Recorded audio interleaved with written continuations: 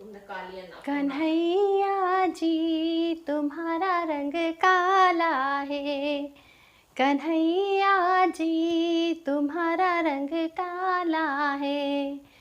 तुमने काली रात में जन्म लिया, तुमने काली गाय का दूध पिया। और ऐसी ना जाने कितनी अनगिनत काले शब्दों का प्रयोग किया गया है भगवान श्री कृष्ण की महिमा का गुणगान करने के लिए। जय श्री कृष्णा। मैं भावना शर्मा आप सभी का स्वागत करती हूँ अपने यूट्यूब चैनल स्पिरिचुअल टॉक्स में। तो आइए आज बात करते हैं भगवान श्री कृष्ण के जन्म से जुड़ी कई अनगिनत कहानियों का और कुछ ऐसे तथ्यों का जो शायद आपको सुन के बड़ा आश्चर्य लगेगा। आजकल बड़ा ट्रेंड चल रहा है, आप लोगों ने भी देखा होगा कि किसी के साथ अगर किसी दिन कुछ बुरा घट जाता है तो वो बोलते हैं कि ये मेरे लिए दिन बहुत काला दिन था, बहुत बुरा दिन था। Hashtag this was my black day. नहीं, आइए बात करते हैं भगवान श्री कृष्ण के जन्म की। आप सभी को जानते हैं कि भगवान श्री कृष्ण का जन्म हुआ था कारागार में, जेल में, जिसका नाम सुनते से भी लोग डर जाते हैं कि अरे जेल जाना है, तो वो लोग को एक बड़ा टेंशन सा हो जाता है कि अरे बाप रे जेल की बात कर दी। भगवान श्री कृष्ण ने वहाँ जन्म लिया। जिस समय भगवान श्री कृष्ण का जन्म हुआ, काली अंधियारी रात, इतनी घना अंधेरा कि शायद मथुरा और वृंदावन वासियों ने उससे ज़्यादा काली रात कभी नहीं देखी होगी। माँ यमुना अपने तटों को तोड़ चुकी थी, इतना भयावह उनका जल स्त्राव बढ़ चुका था कि उसे रोक पाना संभव नहीं था। जो पेड़ थे वहाँ के, उनके पत्ते भी काले दिख रहे थे। आसमान से बिजलियाँ ऐसे चमक रही थी कि टूट के अभी धरती पे गिर जाएगी। और ऐसा क्या नहीं हुआ उस दिन बुरा जिस दिन भगवान श्री कृष्ण का जन्म हुआ।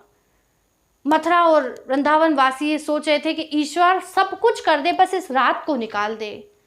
और उस रात में हमारे श्री कृष्ण कन्हैया लाल भगवान मुरलीधर ने जन्म लिया। और उसके बाद आप सभी को पता है कि मथुरा वृंदावन में क्या हुआ, क्यों भगवान श्री कृष्ण का जन्म हुआ। माता देवकी और वसुदेव की 8वीं संतान भगवान श्री कृष्ण, जो अपने मामा कंस के वध के लिए जिनका जन्म हुआ था, और वो सिर्फ एक ही कारण नहीं था भगवान श्री कृष्ण का जन्म लेने का, ऐसे कई अनगिनत कारण थे। भगवान श्री कृष्ण को जाना जाता है कि एक तो वो बड़े छलिया थे कि कोई भी बात कह देना और मस्ती मस्ती में अपनी बात भी कह देना और बात को मनवा भी लेना। दूसरी अगर हम उनकी बात कहें तो भगवान श्री कृष्ण को इसलिए जाना जाता है कि अपने जीवन में परेशानी लाने का कारण वो स्वयं होते थे। वो कुछ ऐसा कर देते थे कि कुछ ना कुछ उत्साह उनके जीवन में बना रहे। ये लोगों का मानना है, पुराणों में इस बात का उल्लेख है। अगर हम किसी चीज़ को टालते हैं कि अरे ठीक है हो गया, अब इसको बाद में देखेंगे, लेकिन भगवान उस बात को टालते नहीं थे। कोई चीज़ अगर होनी है तो वो होनी है और उसे होके रहना है, तो क्यों ना वो आज ही हो जाए। तो ऐसे ना जाने कितने रोमांच से भरा, ना जाने कितने संदेशों से भरा है भगवान श्री कृष्ण का जन्म और उनसे जन्म के से जुड़ी कहानियाँ।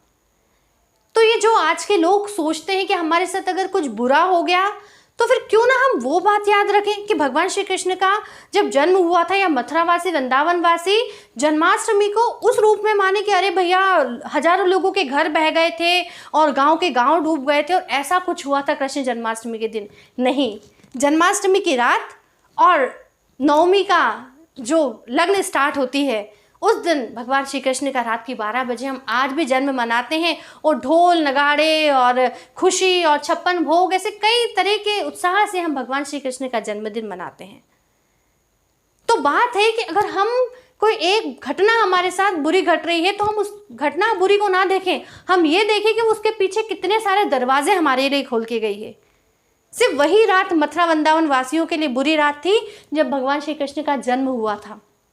इधर माँ यमुना उफान आ रही है, वसुदेव कुछ नहीं मिला भगवान श्री कृष्ण को ले जाने के लिए, सिर्फ उनकी हथकड़ी बेड़ी जरूर खुल गई थी, दरवाजे खुल गए थे जेल के, लेकिन ले जाने के लिए एक टोकरी तक नहीं थी। सूपा देखा होगा आप लोगों ने घरों में, जिसे हमारी मम्मियाँ गेहूँ वेहूँ झटकाती हैं, उस सूपे में रख के भगवान श्री कृष्ण को लेके गए थे वसुदेव। और भयावह बारिश हो रही है, अंधेरी बिजलियाँ चमक रही है, ऊपर से पानी उन पे गिर रहा है, तो भगवान शेषनाग ने अपना साया उन्हें दिया था। इधर माँ यमुना हिलोरे खा रही है कि मैं तो वासुदेव को डुबो के और भगवान के चरण छूंगी। और जैसे ही माँ यमुना ने भगवान के चरण छू लिए, वो स्वयं शांत हो गई। और ऐसा कहा जाता है कि माँ यमुना 2 भागों में बट गई थी और वसुदेव निकल गए थे बीच में से। तो ऐसी लीला है हमारे भगवान श्री कृष्ण की। तो पुनः जन्माष्टमी की आप सभी को शुभकामनाएं। जुड़े रहिए हमारे साथ, ऐसी कई रोचक कथाएं हम पुनः लेके आएंगे। धन्यवाद। राधे कृष्ण, राधे कृष्ण।